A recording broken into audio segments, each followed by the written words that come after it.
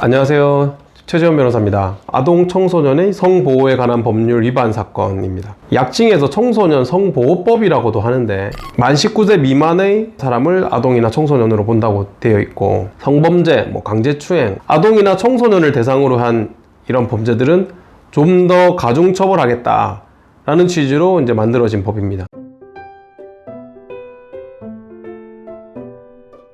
이 대학생인 피고인이 만 16세에 불과한 여자 고등학생을 이제 모텔로 불러내서 모텔에서 강제로 추행을 했다. 공소장에 기재된 내용은 굉장히 간단했어요. 공소장만 보면은 학생과 피고인이 같이 모텔에 간 것부터가 좀 의심스럽잖아요. 심각한 문제다, 범죄다라고 생각을 했는데 피고인은 정말 아니라는 거예요. 억울하다. 원래 두 사람은 알고 지냈던 사이, 성관계에 대해서도 얘기를 해봤는데 전혀 이제 여학생이 아니다 라고 하니까 자기는 오케이 알겠다, 술만 먹고 갈게 하고 술 먹고 사진이 나왔다는 거예요. 근데 오히려 이 친구 얘기로는 자기가 나간다고 하니까 가지 마라 하고 옷도 안 주려고 하고 하룻밤 있다 가라 라고 했다고 하는 거예요. 이제 옷을 돌려받고 본인은 나왔다. 본인이 기억하는 건 그게 다예요, 그때 당시. 그런데 이 여학생이, 이 남자가 가고 나서 다른 남자 대학생한테 전화를 한 거예요. 오빠 나 강간당했어. 처음에는 강간당했어.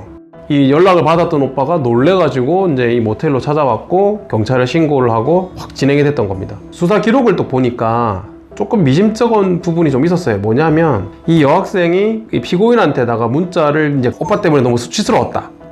보통 피해 학생이 오빠 때문에 수치스러웠어 라고만 표현하는 게 조금 드문 경우거든요. 피해를 이제 신고했던 그 다른 남학생도 경찰 조사를 받았었거든요. 이 친구 얘기로는 처음에 전화가 왔는데 나 강간당했어 라고 이제 얘기를 했다는 거예요. 근데 이제 결국 이제 조사를 하면서 이 피해 학생은 강간은 아니고 뒤에서 자기를 끌어안고 가슴을 만졌다, 팬티 안으로 손을 넣으려고 했다. 조금 내용이 다르죠. 또 하나가 더 있었는데 뭐냐면 피해 신고를 하고 경찰 조사를 다 받고 나서 한 2, 3주 뒤에 이 여학생이 이 남자, 가해자로 지목된 이 남자한테다가 문자를 보내서 맛있는 거 먹으러 갈 거냐, 영화 보러 갈 거냐 하면서 문자를 보낸 거예요. 황당하죠. 이제 답을 안 했어요. 여자애가 좀 이상하다 생각을 해서. 내 연락 이제 안 받을 거냐, 나하고 연락하기 싫겠지, 배신감 들겠지, 이런 문자까지 보낸 거예요. 좀 이상한 부분은 좀 있었어요. 여학생의 진술이 신빙성이 있냐 없냐 이거 가지고 또 수사기관에서는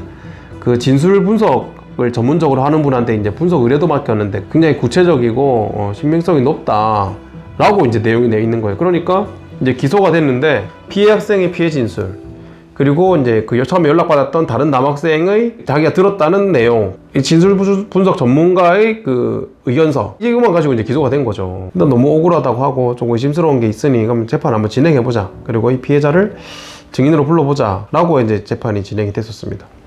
근데 이제 문제가 뭐냐면 피해 입었다는 이 여학생을 증인으로 불러야 되는데 피해 학생을 충분히 보호해야 될 의무가 더 있거든요. 법정에 부르는 것 자체가 사실 2차 가해가 될 수 있거든요. 피해 학생이 수사기관에서 조사를 받을 때 영상 녹화를 했었거든요. 그래서 이 영상 녹화를 하는 경우는 사실 피해 학생이 법정에 안 나와도 괜찮아요. 당시에 영상 조사를 받을 때 신뢰할 수 있는 사람이 동석해서 이렇게 진술했던 것이 맞다라고 인정해버리면 피해 학생이 경찰 조사 받았던 내용, 그 영상 녹화 내용은 증거로 채택이 될 수 있어요. 증인으로 안 불러도 되기 때문에 재판부에서는 굳이 증인으로 불러야겠냐 고민을 하다가 피고인이 정말 억울해하고 있고 내용이 의심스러운 부분이 이러이러한 것들이 있다, 분명히 사실관계가 너무 다르다, 재판부를 많이 설득을 했습니다. 해서 재판부에서도 알겠다, 그러면 불러서 얘기를 들어보자. 피고인과 피해자가 같이 얼굴 보면서 증언은 안 할 수 있게 변호인인 제가 그 피해 학생을 증인신문할 수 있게끔 그 정도만 재판부에서는 배려를 해주셨었어요. 검사가 또 증인신문을 어떻게 할지에 대해서도 굉장히 시나리오를 많이 짰어요. 예상되는 질문과 답변과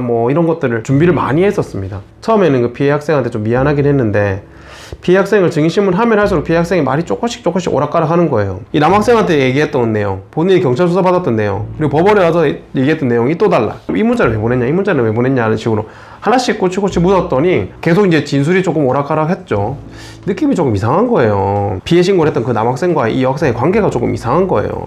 증인 무슨 관계예요? 그러니까 알고 지내는 오빠 동생 관계다. 증인이 그 남학생 좋아하고 있죠. 그러니까 대답을 못 하는 거예요. 증인이 좋아하는 남자 아니에요? 그러니까 자기가 좋아했던 거 맞다, 지금은 아닌데 그때 좋아했던 건 맞다. 근데 그 남학생은 증인 안 좋아하죠. 그러니까 그렇대요. 증인 관심 받으려고 이렇게 허위로 진술한 거 아니에요? 또 그러니까 대답을 안 하는 거예요. 거기서 막 울어버리는 거예요, 법정에서.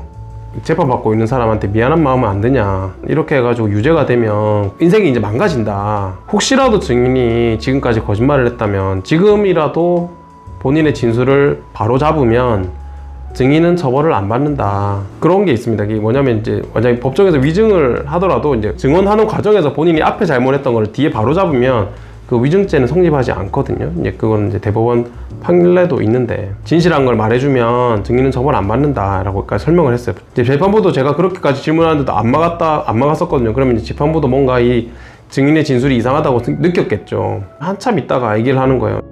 자기 너무 미안하다. 처음에 자기가 피해 신고를 했던 그 남자 오빠한테 얘기를 했대요. 그런 일이 없었는데 그냥 오빠한테 관심 받고 싶어서 얘기한 건데, 이제 그 남학생이 아니야, 너 걔랑 모텔에 간 것만으로도 걔가 나쁜 애야, 너 지금 와서 말 바꾸면 너 처벌받는다 라고 얘기를 했다는 거예요. 그렇게까지 법정에서 진술이 나왔어요. 증언이 나왔어요. 완전히 이제 뒤집혔죠. 검사님도 당황했고, 이 사건도 많이 생각이 납니다. 성범죄는 정말 이게 물론 수사 과정에서의 대응이 제일 중요하지만 재판 과정에서도 이렇게 정말 철저하고 면밀하게 대응을 해야 됩니다. 본인이 억울하다고 한다면 피해자가 증인으로 나오지 않고 증거가 채택이 되고 재판이 진행이 됐다면 이 피고인은 아마 무죄를 받기 어려웠었을 겁니다. 오늘도 제가 이제 예전에 했던 사건 설명을 한번 드렸습니다. 예, 앞으로도 종종 계속 제가 했던 사건들 설명드리는 시간을 갖도록 하겠습니다. 감사합니다.